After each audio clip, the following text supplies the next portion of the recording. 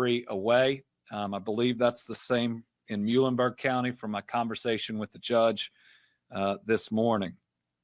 Worked directly with groups to get cell service back in Hopkins, Marshall, and I think it's up and going in Fulton County as well, working on Hickman. To recap, we declared a state of emergency roughly before midnight, before the storm really hit. We received immediate federal emergency declaration, I believe, on Sunday, which is the fastest we've ever seen. And last night, we received a federal declaration of major emergency, I think the fastest that has ever been issued. And we are really grateful. From FEMA, Gracia Sheck is here with us and is going to give us an update on what that means. But it's really good news for our families. It means FEMA is going to be on the ground, documenting losses at people's homes, helping them go ahead and file their claims. Again, I believe this is the most rapid response by the federal government in the history of the United States of America, and we need it. And we are really grateful for it. And then Michael Dossett will go over a few other things here in a minute. New pieces out today, and I have a lot of pieces of paper here. I'm going to work through them the best I can. Is I'm ordering flags to half staff in honor of those lost and those suffering from this tornado. So all state office buildings will be lowered to half staff for 1 week in honor of the Kentuckians who were killed and or severely impacted. So they should be lowered beginning at sunrise, Tuesday, December 14th, and remain so until sundown, Monday, December 20th. I'm asking businesses, other states to join us in the recognition of our Kentuckians who are struggling so badly. Next update, some potential good news from the candle factory in Mayfield that we are actively working to confirm this information. All of this is being reported by the business. We pray that it is true, but we are working to confirm it. So according to the business, 110 individuals, 94 are alive and have been accounted for. Again, we are working to confirm that. 8 are dead. We found 8 bodies, and 8 are missing. We feared much, much worse. And again, I pray that it is accurate. But with no phones, with 15 plus feet of wreckage that had a dozen backhoes trying to pull things off of it, there was no way at the time to know how many individuals made it out. So we very much hope that is true. We have opened up our state parks for housing for impacted families. Penny Ryle is already full. I think we have 100 plus adults and a lot of kids that are out there. We're going to guarantee at least 2 weeks of stay. There may be other options by the end of that, but we're not going to let any of our folks go homeless. We currently have distressed families at Kinlake and Kentucky Dam Village.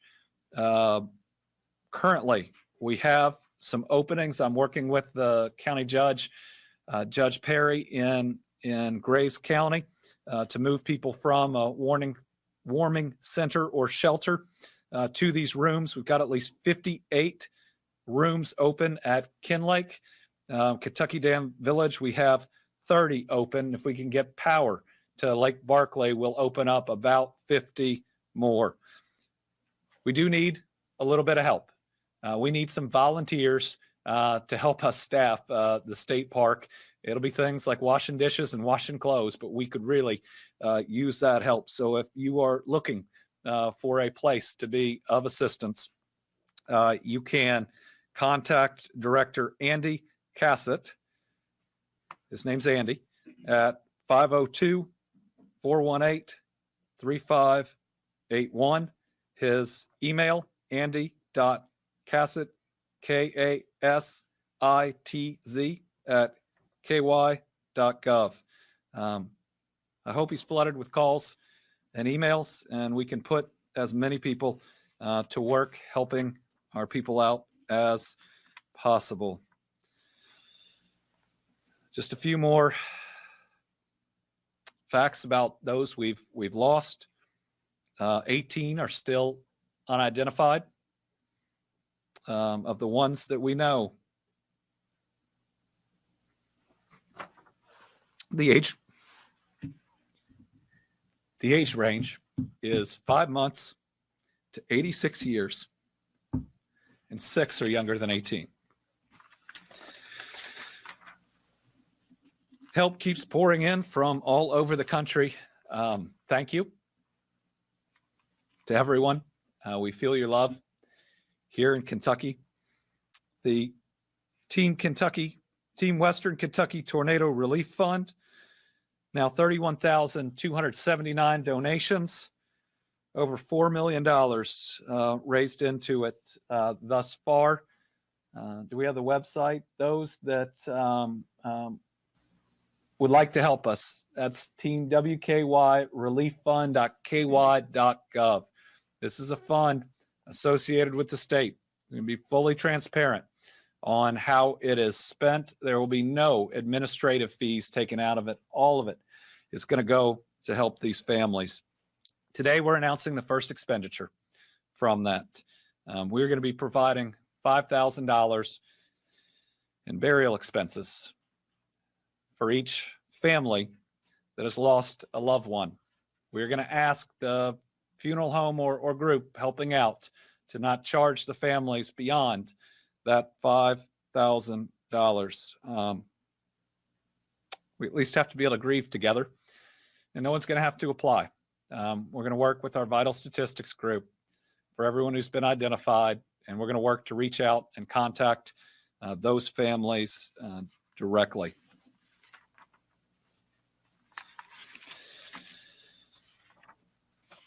Right now, we think we have about 30,000 Kentucky homes that are without power.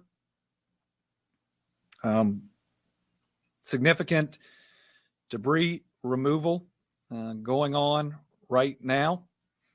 But there's just a mountain of waste. It is going to take a significant amount of time. We've got significant livestock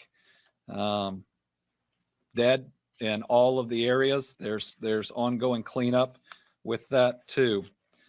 Department for Community-Based Services in Mayfield suffered damage, cannot serve the public at this time. A mobile unit is in process to get down there so it can provide those continuing needed services. Those that have needs for the Department for Community-Based Services can call 1-855-306-8959 or applying for help online through the Connect site. Walgreens in Mayfield is the only pharmacy that has been open. Starting today, Walmart plans to open for prescription fulfillment. This is in Mayfield. If you need a refill, it helps if you can bring your medication bottles. But the pharmacy recognized that you probably don't have them. So if you have a list of your medications, that would be helpful too. Mayfield Nursing and Rehab has been closed due to storm damage and will need to rebuild. All residents have been relocated.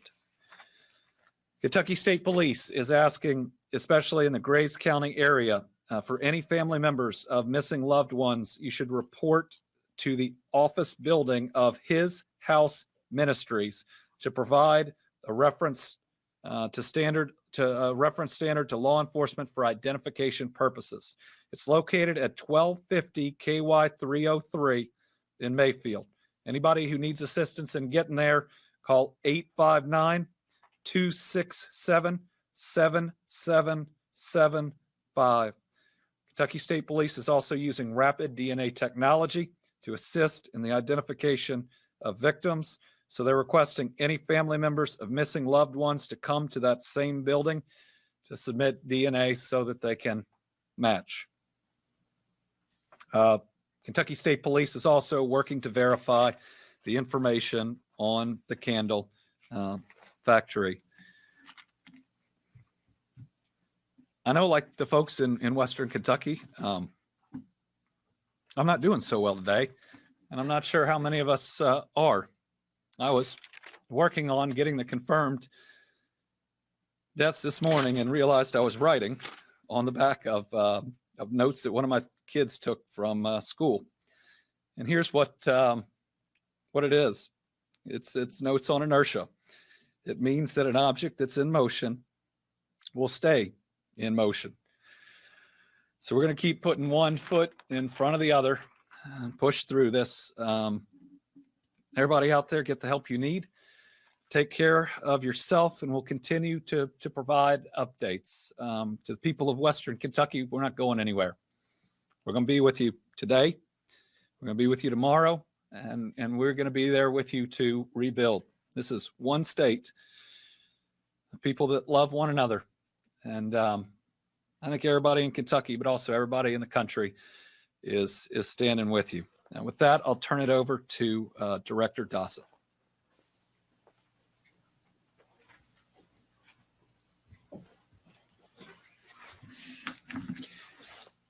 Thank you, Governor, and good morning. So I'm going to give you an overall update of operations. The state EOC is in operation at level 3. We have an extraordinary complement of state and federal personnel, probably numbering 80 to 100 right now. These folks will be on duty each day and every day, including the weekends, to answer the requests from our counties and to render assistance. So we have representatives from the Kentucky Transportation Cabinet, the National Guard, Forestry, Law Enforcement, Energy Sector, Sheltering, Volunteer Organization, Parks, Red Cross. We've established an aircraft command and control section for overflights to survey the damage. So now I'll go into some of the power numbers. And Governor, there's been some good news within the last 10 minutes. The numbers dropped again. We are literally at 28,531 outages as of this moment. This is a remarkable outcome when you look at the damage that has been impacted across our Commonwealth. So approximately 95% of potentially impacted power lines have been assessed. That's a big thing. In most of these events, the power companies can't get to the lines even to perform the assessments. So 95% have been completed. Now, there's some bad news with the good news. There are still 29 transmission lines. These are the lines that feed from the power plants. If you recall in the ice storm, you saw collapse of these massive towers that run across our state. We have had that, and the restoration will be weeks to months for these. So we'll have a small number that feed off these transmission lines that are still out. We have at least 97 power structures damaged. Several local power companies have extensive damage to their own distribution systems, and they're underway, certainly. Mutual aid crews from across other states are arriving daily. We have, and this is just an estimate of 3 companies, and we have a number of them, and I'll go through them. We have 8,000 power poles. These are the ones in your neighborhood that are down. They have to be dug, replaced, wire strung, so it's a massive effort.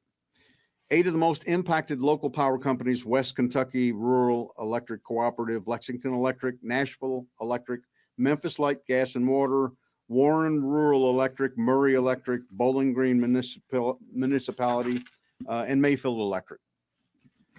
So we have water systems also impacted. 3 systems currently not operational with 10,400 customers. 11 systems currently with limited operational capabilities for about 17,000 customers. These are boil water advisories. We're certainly familiar with those in other impacts. The division continues to coordinate with all municipal utilities. We are delivering generators as we speak. Our regional administrator will speak to some of the generation opportunities and things they're bringing over Target here in a second. In Graves, in Mayfield, they're experiencing overload in some circuits, and that is to be expected because of the level of power that they're trying to restore. Generators arrived at Mills Nursing and Rehabilitation this morning, and they've restored heat. We're coordinating with FEMA, the U.S. Corps of Engineers, and Department of Public Health to provide water. Certainly water's in high demand in Mayfield and in other communities. We are bulk drop shipping water, bottled water to command centers across the state in the impact area. We have requested and received. And again, folks, I can't stress the amount of federal support that came so quickly. I can tell you from just being a veteran of now 17 disasters, it takes time to get wheels rolling. We had USAR teams, these are federal urban search and rescue teams, on the ground before I had finished submitting the request.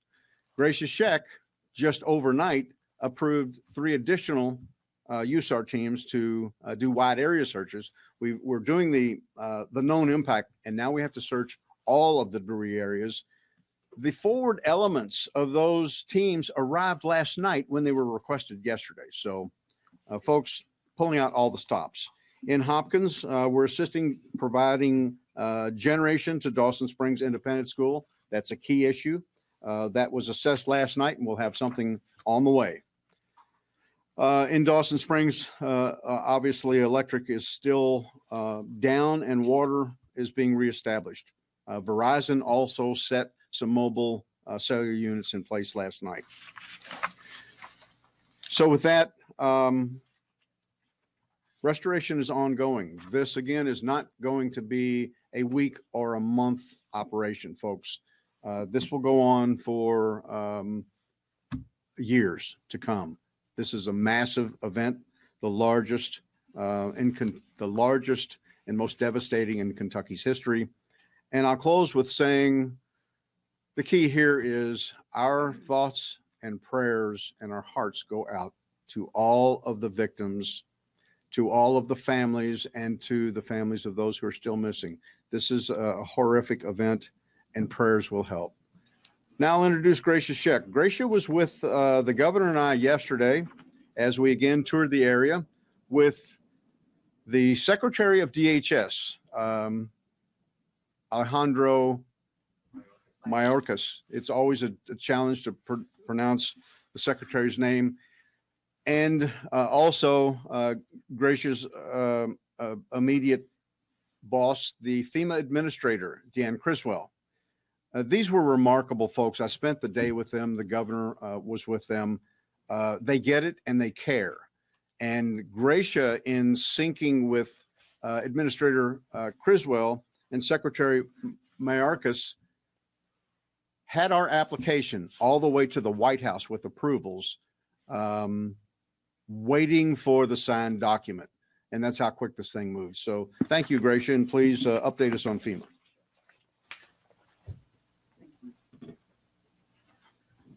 Governor, Director Dossett, thank you.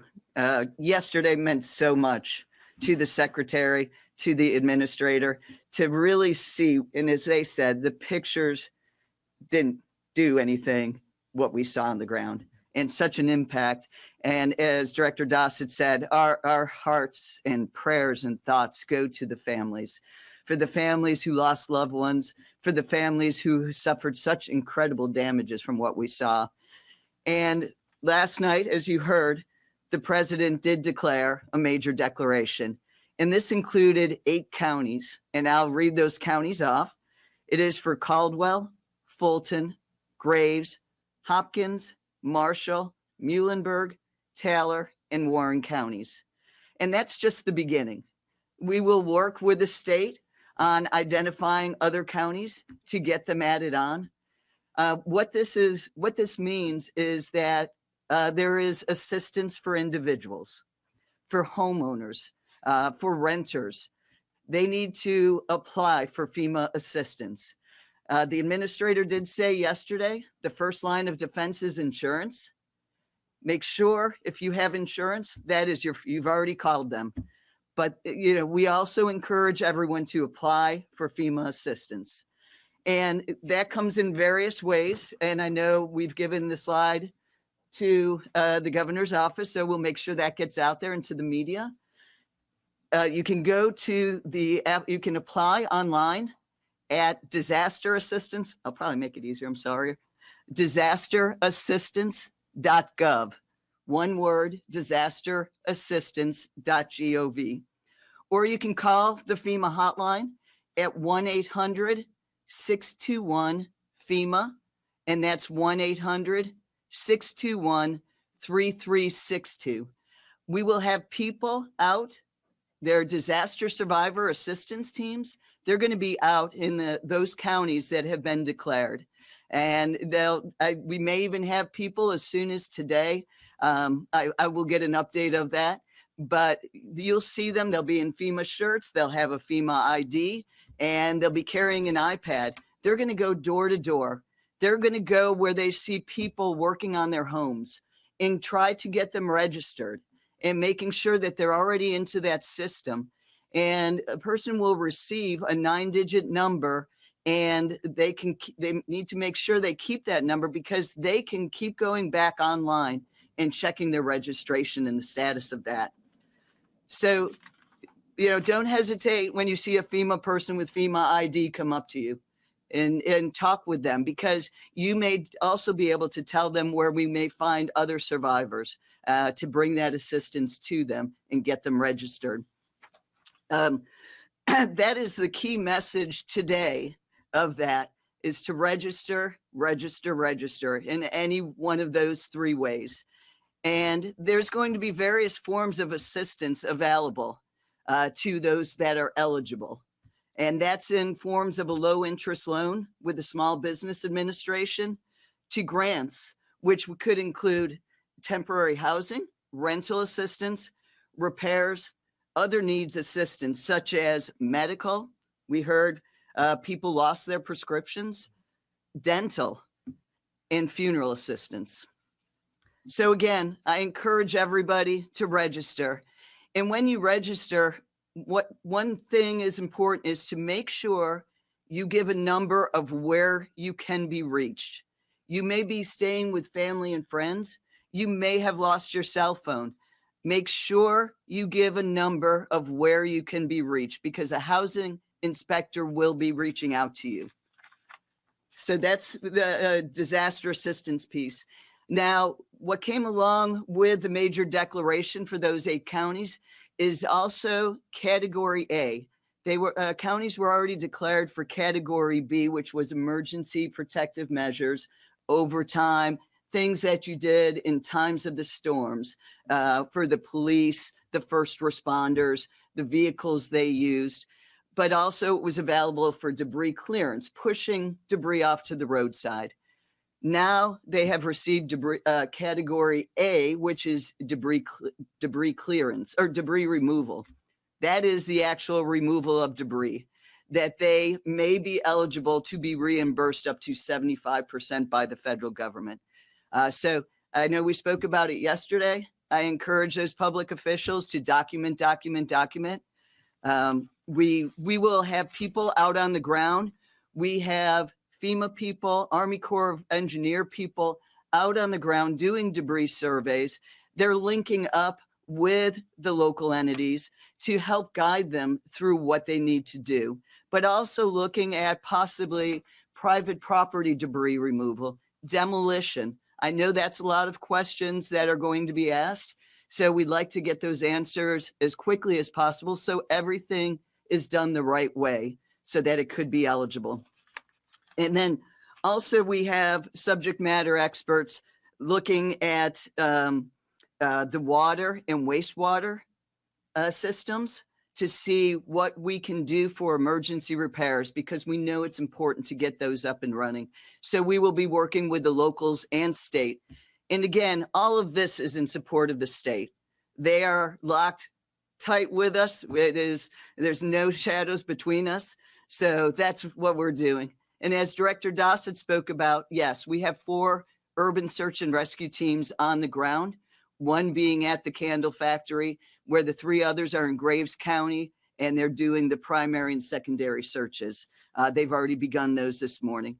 And you'll see mobile emergency response support vehicles supporting all of these field elements and the communities with communications and helping them in the short-term need for communications. We have housing experts on the ground today because that's a big question also. We know that there's going to be a need for housing. It's how we get there together, because we know Kentucky's resilient and we need to work together to get to housing. And we're going to strategize with the state on this. And this is for both short and long-term housing. And then in regards to commodities, we have water, meals, cots, and blankets for 15,000 people per day. And we continue to move trucks in every day. And then, as was discussed, we have additional water that's already been delivered. And Director Dossett, we together have been able to do assessments for generators and provide generators to critical public places. So again, it's a great partnership that, we are here to support the state in any of their needs, and we will continue to be here. So thank you again, Governor.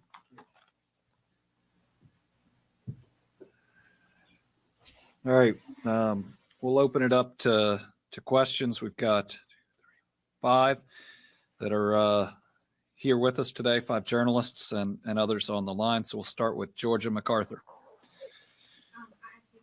Okay, we'll go to Carolina. Governor, your voice is shaking this morning.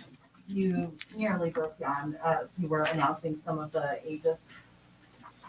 How are you feeling? How are the people of Western Kentucky feeling, the ones that you've seen? Just how is everyone doing? People of Western Kentucky have gone through an unspeakable trauma. I mean, it's traumatic. You being there helping.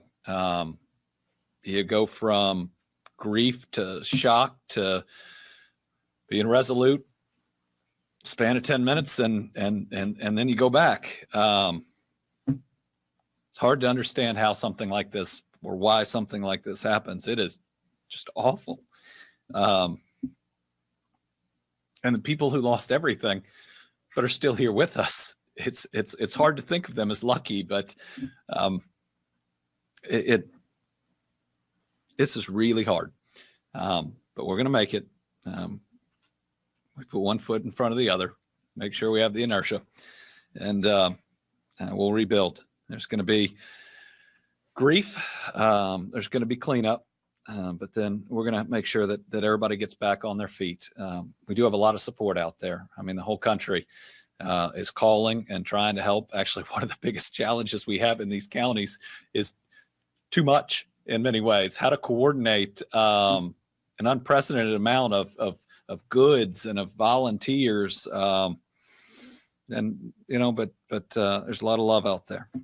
Bill? Have you heard from the president on when he might be in Kentucky to tour the damage? We have heard that the president is coming to Kentucky, and we are working to coordinate a visit. We don't have any details yet about it, but President Biden called me 3 times on Saturday, and has moved faster than we've ever seen on getting us the aid we need. We will welcome him here. We will thank him for his help, and sadly, we'll show him the worst tornado damage imaginable, certainly the worst in our history.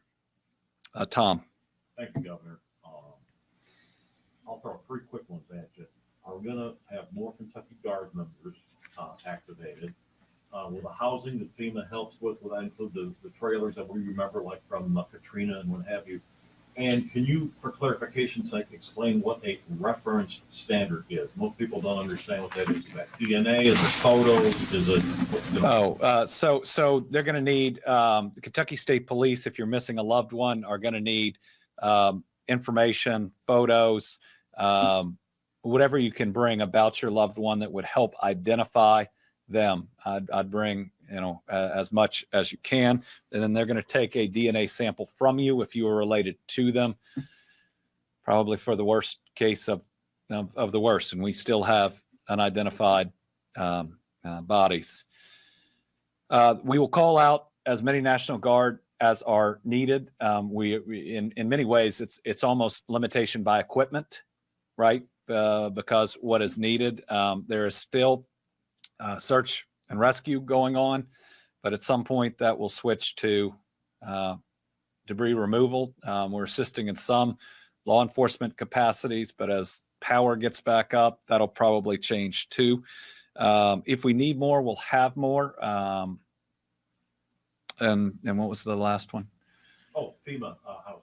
So FEMA housing is an ongoing conversation. We want to make sure that we get the most effective form. I think there's RVs. I think that there are, the type that you referenced. One thing FEMA's learned about us, though, is we take care of us.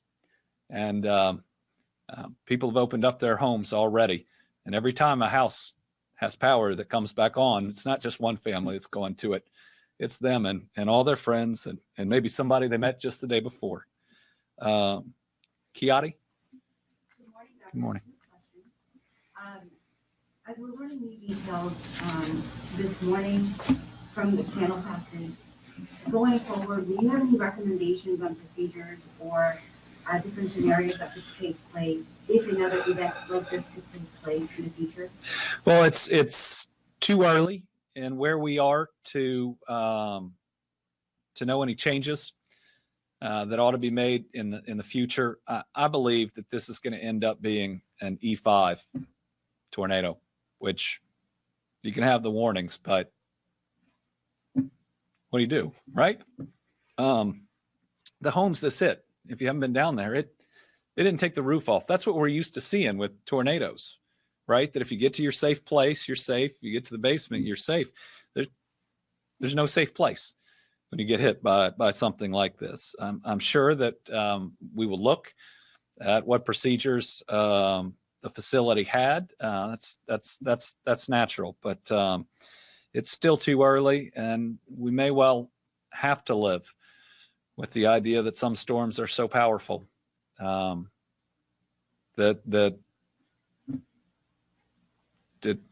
what we can do to protect ourselves is limited.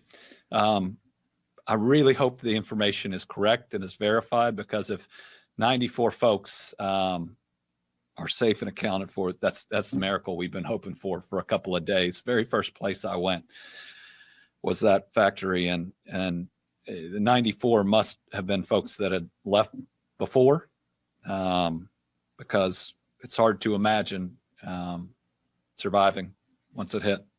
Do you have one more? I do. Okay. Today, December 13th, 1 year ago, we watched vaccines arrive to Kentucky. Yeah. We're still in a pandemic while this crisis in Western Kentucky across the state is impacting us. 1 year later, just your thoughts right now with what's going on with Kentucky. It's hard. We've had a pandemic the last 2 years. We've had a historic ice storm. We had flooding that had some of our eastern Kentucky towns underwater, and now we have this. We'll push through all of it because we don't have a choice, and we're strong enough to do it. John Boyle, WFPL. Hi, Governor. I wanted to speak specifically about the candle factory. Obviously, that's a big development if it does turn out to be true. And I know you guys are working on confirming it, but I wanted to get a sense from you, how confident the state is in that information at this point in the process, and then a little bit of, I guess, specific details on the ways you guys are working through it to verify that this information is correct. So we're verifying the information. So I don't have a level of confidence yet. This is information provided directly by the company. Kentucky State Police is working through the list of individuals they found. We just want to make sure they are okay, and then we need we need to proof whatever documentation it would take to establish the number of people who were there that we have to account for. We believe it's 110. We just want to make sure. So I can't give you a level of confidence, but this is the information the company's providing, and so I want to provide it to the public, and very much hope that it's true. I think the company has also pledged to cover funeral expenses of their families. Jack Bramer from the Herald Leader. Governor, of the 64 people confirmed dead, do you know how many have been identified? And of the 105 Kentuckians unaccounted for, do you have a county by county breakdown of those folks? I don't have a county by county breakdown with me now. We will work on getting that. And remember, that's fluid because people have to report somebody as missing. So 18 of the 64, to my knowledge, are unidentified. So I'm not going to try to do math up here, but if you do the subtraction there, you'll get the identification. WDRB.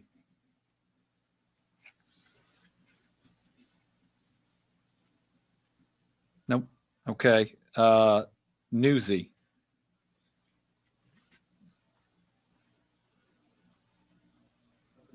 Nope. Okay. Corinne Boyer. Hi, Governor.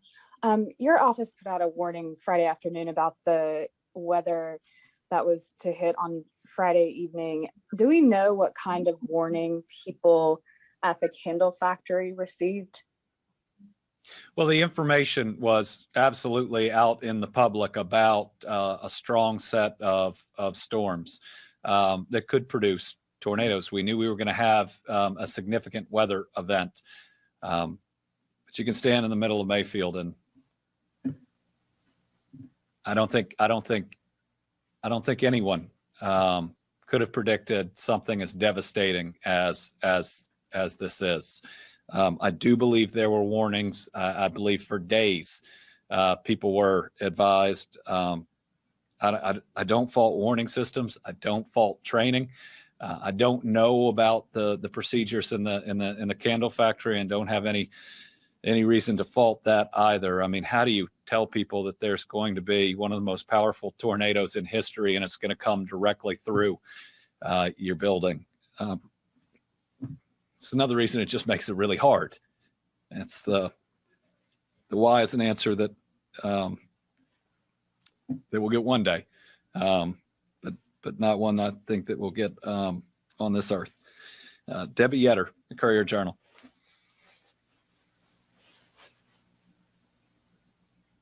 Hi, Governor. I'm here. I wanted to ask, in terms of the candle factory, have the owners been cooperating or coordinating with emergency authorities?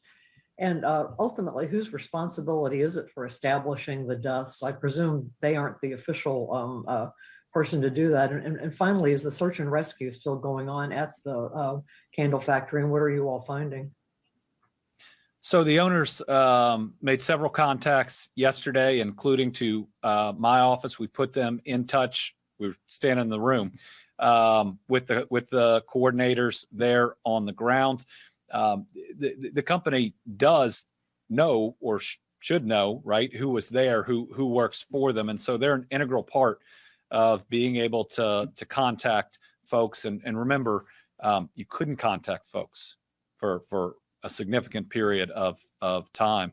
In fact, I was working with AT&T directly yesterday that got 3 different counties up that had been entirely out, and it's really hard to do search and rescue to help to communicate with each other without it. The Kentucky State Police is the group that's currently verifying the information, and once that's verified, it will become official. Again, really hope it's real. Remember, there's still if the company's information is correct, there's still at least 8 unidentified individuals. So that operation is continuing. Right now, it's pretty much two 12-hour shifts. One Louisville and one Lexington are managing. They sent down some incredible folks, well trained for it. They're coordinating with Mayfield's fire chief. Both the fire chief and the police chief in Mayfield are doing a phenomenal job. Police chief talked yesterday about how he had to take time to figure out which of his officers have homes anymore, that they'd been running for 36 hours before they could breathe and say, do you have any place to go home to rest? But the fire chief specifically wanted to thank Lexington and Louisville, and so many others out there. But the mayors of both those towns have reached out, have said, what do you need? Put them in direct contact with others. But everybody out there, I mean, when I was in Dawson, most of the volunteers were from Madisonville, which had been spared and had come to help. Jen Bellissimo from Fox 17.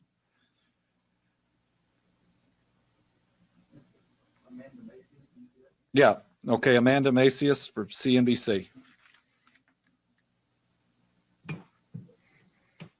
Hi, thank you so much for doing this. I wanted to ask about the initial cost assessments for the damage to your state, and if you think you have enough of the financial assistance or you may potentially need more. And my second question, are there any big businesses or corporations that have reached out and pitched in? Oh, there are so many. I almost want to say that every business has called or tried to call. I had a voicemail from the CEO of Amazon. I guess he's the CEO of Amazon. He can find my number. And his first name's Andy. Who knew? But all over, and it's actually really hard to process the requests when it's wild when you have like a Fortune 50 company and you say, I'll make that call back when I can. The love has been unbelievable. And I guess that's what keeps you going, both from your neighbors and the rest. I don't have yet an estimate on damages, but it's in the hundreds of millions of dollars at least. I said this yesterday. There is not a lens big enough to capture the devastation, and everybody who's come in from FEMA and Homeland have said the same. You stand in the middle of Mayfield or Dawson, where 2/3 of the town are gone, or in that town in Muhlenberg County, and it's almost crushing.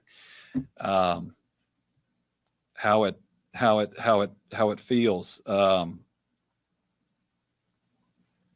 again, whatever the cost, I know our federal partners are there with us. We will spare no expense by the state. I'm going to spend as much of today as I can ensuring, whether it's state parks or others, that we've got a warm place for our families to sleep. And then turning tomorrow or the next day, I'm going to make sure that we come together to make sure these families can celebrate Christmas too. We lost some kids, and we have some kids that lost their homes. And at this time of year, especially as a person of faith, I want to make sure that we can be there for them. And I know now I said that there's going to be another round of support that comes out there. All right. I appreciate it. Oh, Karen Czar. Karen, last question, because this is about all I can do. Thanks, Governor. I apologize. I actually have two. Thank you to you and thank you to your team for getting us info so quickly over the weekend.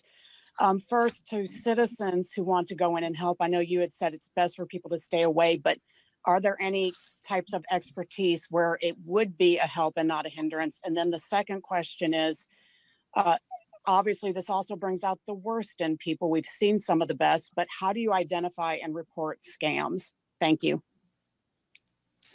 Well, identify and report scams both locally. The Attorney General's office, I know, has also pledged its support. The price gouging statute is in effect. That's also the Attorney General's office. So report to them if all of a sudden gas goes through the roof or building materials go through the roof. Sadly, we have seen that sometimes, but I I hope that we won't see it here. A tragedy of this level, hopefully no one will try to take advantage of. What was her other? What was the other question, Karen? Oh, well, first, we do need help at our state parks. And, that doesn't take any expertise at all, just chipping in and helping to do the things that support these families. I believe right now that the expertise that is needed is there. All right. To all our folks in Western Kentucky, stay strong. To the rest of Kentucky, if it hurts, it's because you care. To all of you, we love you. We're going to be with you today, tomorrow, and in the years to come.